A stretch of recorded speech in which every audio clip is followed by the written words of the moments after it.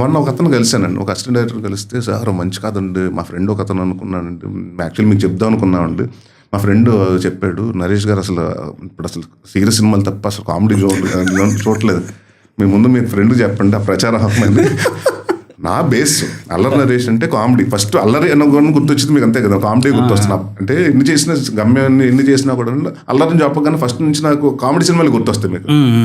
So నేను అదేనన్నా, that's my whatever today I'm Allari Naresh, 23 years of industry, 64 film చేయాలంటే దాని కారణం ఓన్లీ కామెడీ, దాట్స్ మై ఇది, నేను అది వదలను.